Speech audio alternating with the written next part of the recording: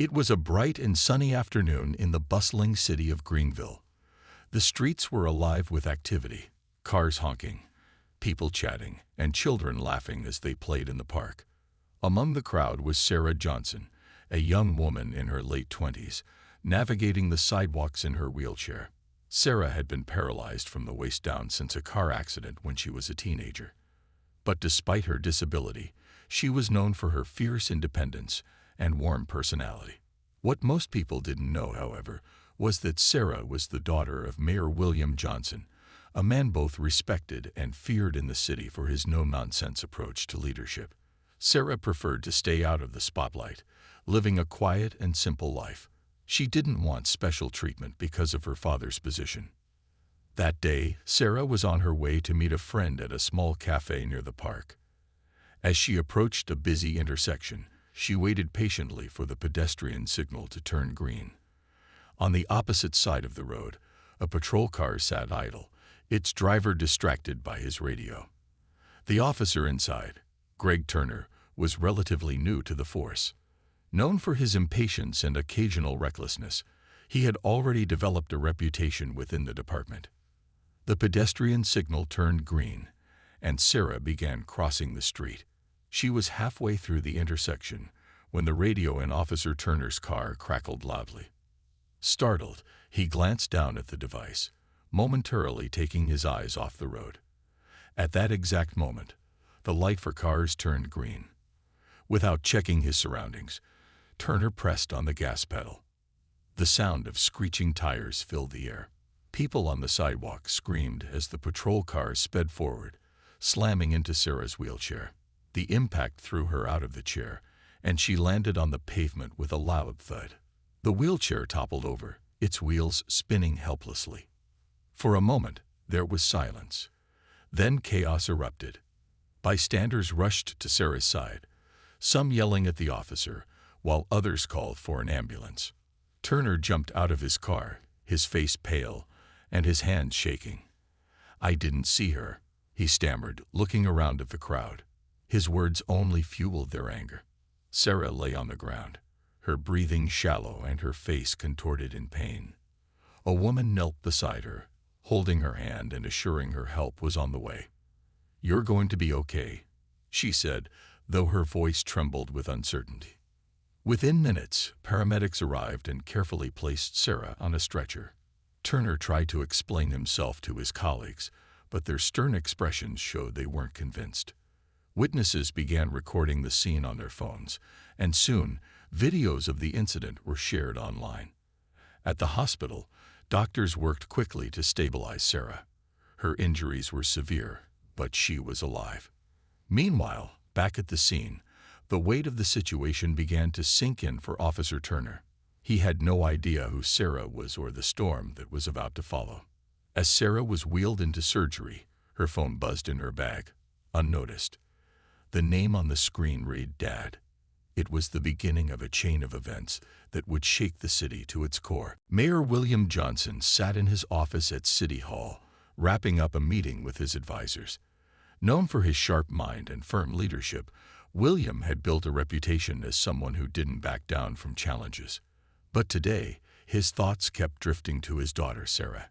He often worried about her navigating the busy city streets in her wheelchair, but he respected her independence and didn't want to interfere in her life. As he prepared to leave for the day, his phone rang. It was an unknown number. "Curious," he answered. "Mayor Johnson, this is Dr. Klein from Greenville General Hospital." The voice on the other end said, "I'm calling about your daughter, Sarah." William froze. "What happened? Is she okay?" The doctor's voice remained calm but serious. "There's been an accident. Sarah was struck by a vehicle earlier today and sustained significant injuries. She's stable, but we're still evaluating her condition." William's heart sank. "What vehicle? Who hit her?" he demanded, his voice rising. "It was a police patrol car," Dr. Klein replied. "We're doing everything we can for her. You should come to the hospital right away." William didn't waste a second.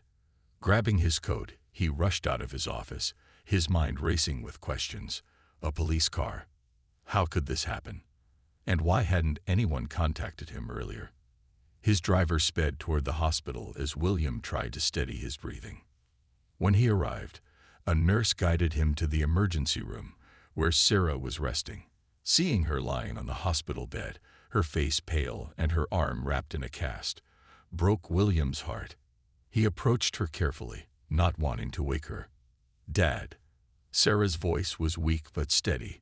She opened her eyes and gave him a faint smile. "I'm okay." "You're not okay," William said, his voice thick with emotion. "You're in a hospital bed because someone wasn't paying attention." Sarah's smile faded. "It was an accident, Dad. The officer looked just as scared as I felt." William shook his head. "Accident or not, this shouldn't have happened. You could have been killed." Before Sarah could respond, a doctor entered the room to give an update. "She's stable, but the injuries to her ribs and leg will take time to heal. She's lucky it wasn't worse." "Lucky?" William repeated, his tone sharp. "My daughter is lying here because a police officer couldn't do his job properly. This isn't luck, it's negligence." The doctor nodded sympathetically. "I understand your frustration here, but for now, she needs rest." As the doctor left, William sat beside Sarah, holding her hand. "I'm going to get to the bottom of this," he said firmly. "No one, police officer or not, gets to put my daughter in danger and walk away." "Dad, please don't make this bigger than it is," Sarah said softly. "I just want to focus on getting better." William met her eyes, his expression softening. "I understand. But this isn't just about you, Sarah. It's about making sure this doesn't happen to anyone else." Outside the hospital, news of the incident was already spreading. Witnesses had shared videos online, sparking outrage in the community. But the officer responsible, Greg Turner, had no idea who Sarah was, or that the mayor himself was now involved. The stage was set for a fight that would shake the entire city, and William Johnson was ready to take it on. The morning after the accident, Mayor William Johnson arrived at City Hall earlier than usual, his mind consumed with the events of the previous day. He hadn't slept much, staying by Sarah's bedside until late into the night. Her condition was stable, but the image of her lying in that hospital bed, injured and vulnerable, refused to leave his thoughts. William's first order of business was to gather every detail about the incident. He called his chief of staff, Margaret, into his office. "I want a full report on the officer involved, the patrol car's dashcam footage, and any witness statements," he instructed. His voice was calm, but carried an unmistakable edge of determination. Margaret nodded, sensing the gravity of the situation. "I'll get on it right away," she assured him. Meanwhile, across town, Officer Greg Turner was facing mounting pressure. The videos of the accident had gone viral overnight, sparking outrage on social media. Turner hadn't anticipated the backlash, and he certainly didn't know that the woman he had hit was the daughter of the city's most powerful figure. His superiors had already warned him to stay quiet and let the department handle the situation, but the weight of his actions was beginning to sink in. At City Hall, Margaret returned with preliminary information. "Officer Greg Turner has been with the department for just under 3 years," she began. "His record isn't spotless. There are a couple of minor complaints about reckless driving during patrols, but nothing significant enough to warrant disciplinary action, at least not until now." William frowned, his frustration building. Minor complaints don't mean nothing. They mean this could have been prevented if someone had acted sooner. Margaret handed him a file containing the dashcam footage. William watched in silence as the video played, showing Turner's car speeding through the intersection and striking Sarah's wheelchair. The footage clearly showed the pedestrian signal was green when Sarah crossed. Turner had been distracted, glancing at his radio moments before the crash. "This is negligence, plain and simple," William said, closing the file. "And I won't let it slide."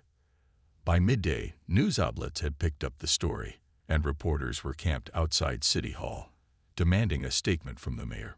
William decided it was time to address the public. Standing at a podium in front of the building, he faced the cameras with a composed yet stern expression. Yesterday, my daughter, Sarah Johnson, was struck by a police patrol car while crossing the street legally. The injuries she sustained could have been life-threatening, and this incident is a stark reminder of the responsibility that comes with wearing a badge. I am calling for a full and transparent investigation into this matter. No one is above accountability, not even those sworn to protect us. His words resonated with the community. People flooded social media with messages of support for Sarah and demands for action against Officer Turner. Protests were planned, and advocacy groups began organizing to push for reforms in the police department. At the hospital, Sarah watched her father's statement on the news. "He's not going to stop, is he?" she said to her nurse with a small smile. "No, he won't," the nurse replied. And that's exactly why so many people respect him. Back at City Hall, William prepared for the challenges ahead. He knew this was just the beginning, but he was determined to see it through. Not just for Sarah, but for everyone who had ever been failed by the system. As the investigation into the accident deepened, Mayor William Johnson knew he was walking a fine line. On one hand, he was a father fighting for justice for his injured daughter. On the other, he was a public official, demanding accountability from a police department that many were already scrutinizing for its practices. By now, the city was buzzing with talk about the incident. Protesters had gathered outside the police department, holding signs demanding justice for Sarah and calling for reforms. News stations ran continuous coverage, showing the now viral dashcam footage and interviews with witnesses. Inside the mayor's office, William held a meeting with his closest advisors. "We need to make sure this investigation is thorough," he said firmly. "I won't let this get swept under the rug." Margaret, his chief of staff, nodded. "The department is feeling the heat. They've opened an internal review, but the public isn't convinced they'll handle it fairly. They're demanding outside oversight." "Good," William replied. "If they won't do their job, I'll make sure someone else does." Meanwhile, Officer Greg Turner was feeling the full weight of his actions. He had been placed on administrative leave, but that hadn't stopped reporters from camping outside his home or protesters from chanting his name in anger. Inside the department, his colleagues were divided. Some felt sympathy for him, while others believed he had brought the trouble on himself. Turner sat in his living room, staring at his phone as text messages and calls from friends and family poured in. He knew he had made a mistake, but he didn't know how to fix it. The pressure was unbearable, and he began to wonder if he should come forward and take responsibility. At the hospital, Sarah was slowly recovering. Her physical pain was lessening, but the emotional weight of the incident lingered. She had always avoided the spotlight, but now she was at the center of a citywide movement. When her father visited that afternoon, she expressed her concerns. "Dad, I don't want this to get out of control," she said. "I'm just one person. I don't want people to use me as a symbol for something bigger." William took her hand and looked her in the eye. "Sarah, this isn't just about you. Yes, it started with what happened to you, but this is about making sure it doesn't happen to anyone else. People see your strength, and they're inspired by it. That's why they're standing up." Sarah sighed but nodded. "I just don't want this to turn into anger and chaos. That's not what I want." "It won't," William assured her. "We'll make sure this stays focused on justice and accountability." The next day, William held another press conference, this time joined by community leaders and activists. He called for an independent investigation into the police department's practices, particularly how it trained and supervised its officers. "This isn't about targeting one person," William said. "This is about addressing a system that allowed this to happen.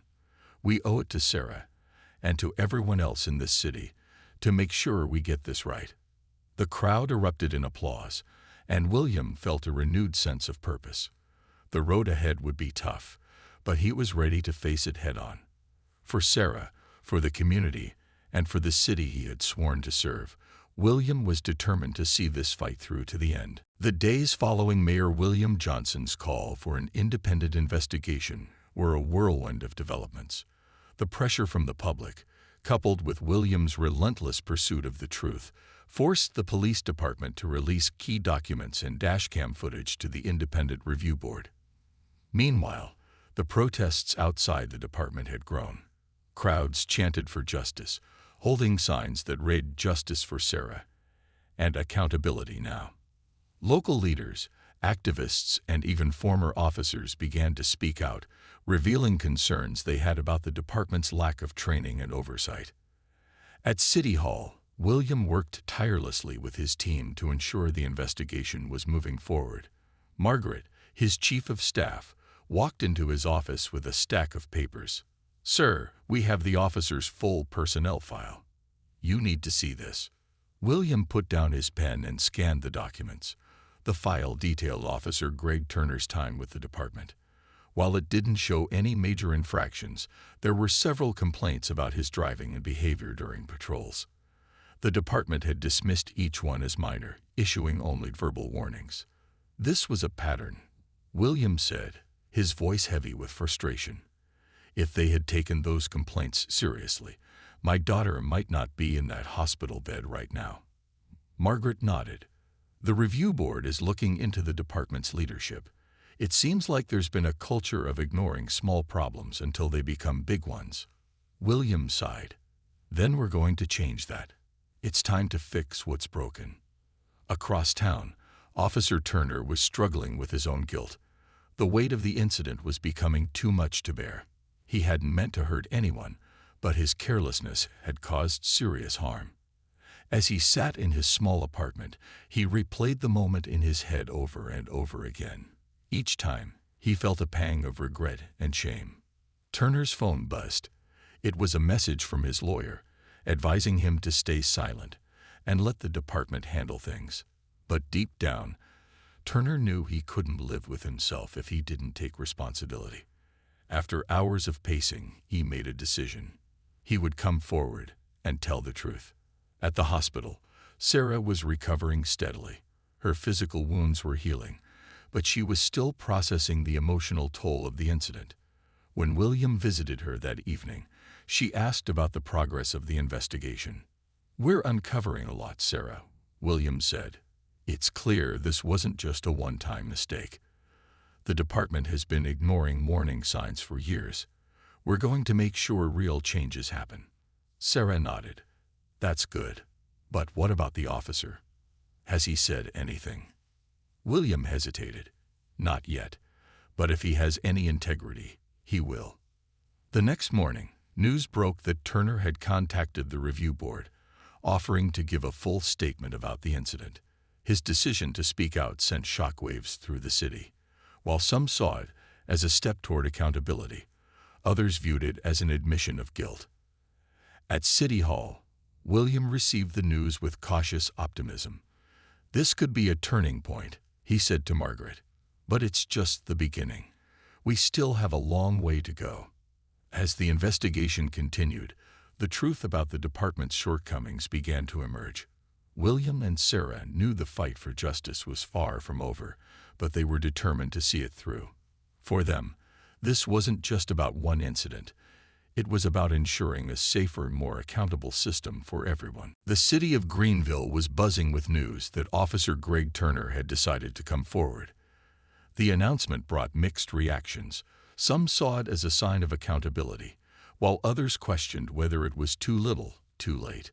For Mayor William Johnson, it was a step in the right direction, but he knew the fight wasn't over. At City Hall, William and his team worked late into the night preparing for the next steps. The independent review board had uncovered troubling patterns within the police department, including poor training protocols, inadequate supervision, and a culture that prioritized covering up mistakes instead of fixing them. These findings strengthened William's resolve to push for systemic reform. Margaret, his chief of staff, entered his office with an update. "The review board wants you to be present when Officer Turner gives his statement," she said.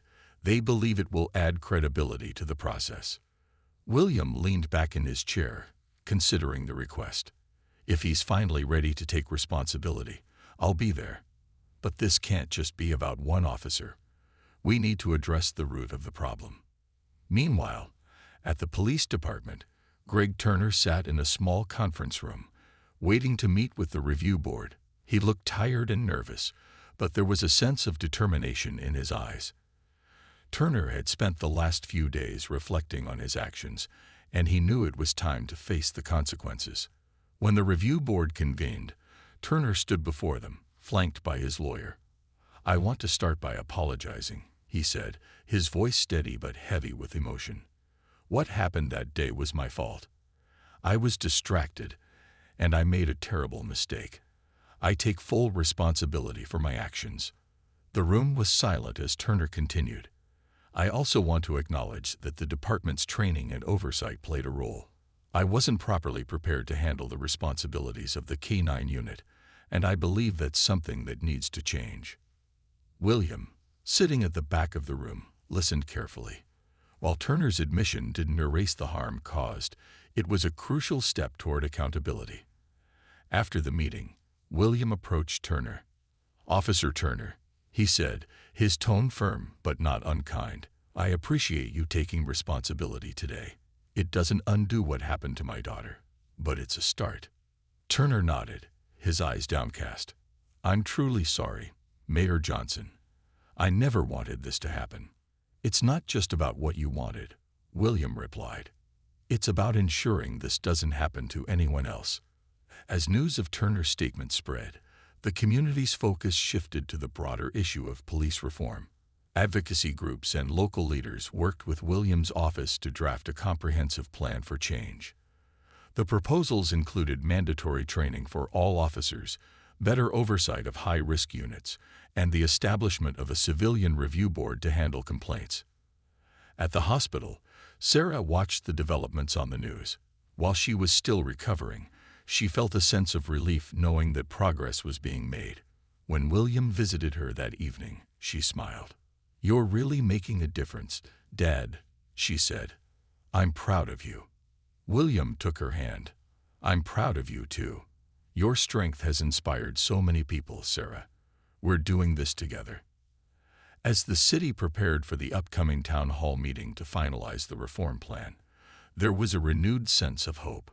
The journey hadn't been easy, but the community's determination to demand accountability and create a better future was stronger than ever. For William and Sarah, the fight for justice was not just personal. It was a mission to protect and empower the people of Greenville. The day of the town hall meeting arrived, and the atmosphere in Greenville was electric. The community had come together like never before, united in their demand for accountability and meaningful reform. Mayor William Johnson stood at the podium, looking out at the packed hall. Sarah sat in the front row, her wheelchair positioned next to community leaders and activists who had supported her every step of the way. William began his address with a calm yet powerful voice. "Today is not just about what happened to my daughter, Sarah. It's about what happens when systems fail the people they are meant to protect. It's about ensuring that no one else has to suffer because of negligence, complacency, or a lack of accountability." The room erupted into applause as William outlined the reform plan. The key proposals included mandatory training for officers, the creation of a civilian oversight board, and regular audits of police practices. These changes, he explained, were not about punishing individuals but about fixing a broken system. After William's speech, it was Sarah's turn to speak. Despite her injuries and the emotional toll of the past few weeks, she had insisted on addressing the community herself. With her father's support, she wheeled up to the microphone. "Thank you for being here," she began, her voice steady but filled with emotion. "What happened to me was painful and terrifying, but the love and support I've received from all of you have shown me that something good can come from even the hardest moments." She paused, looking around the room. "This isn't about blame. It's about growth. It's about creating a city where everyone feels safe, where mistakes are learned from, and where accountability is a priority. I'm proud of my dad, and I'm proud of this community for standing together." Her words brought the audience to their feet, clapping and cheering. For the first time in weeks, Sarah felt a sense of peace. The fight had been worth it. In the following weeks, the reform plan was officially adopted by the city council. The police department began implementing the new measures, and officers underwent intensive training to address the gaps that had been exposed. The Civilian Oversight Board was formed, giving the community a direct voice in holding the department accountable. Officer Greg Turner, having resigned from the force, chose to volunteer with advocacy groups to promote better training and awareness. While his actions had caused harm, he was determined to make amends and support the changes now underway. For William and Sarah, life slowly began to return to normal. Sarah's recovery progressed, and she found strength in the knowledge that her experience had sparked a movement. One afternoon, she and William rolled through the park where the incident had occurred. A small plaque had been placed there, honoring Sarah's courage and the community's efforts for change. As they paused to read the inscription, William placed a hand on Sarah's shoulder. "We did it," he said quietly. Sarah smiled. "No, Dad. We all did it, together." The park was filled with the sounds of children playing and families laughing, a reminder of the life and energy that made Greenville special. The journey had been difficult, but it had brought about something extraordinary. A city that had faced its flaws and come out stronger. For William, Sarah, and the community, this was more than justice. It was a new beginning.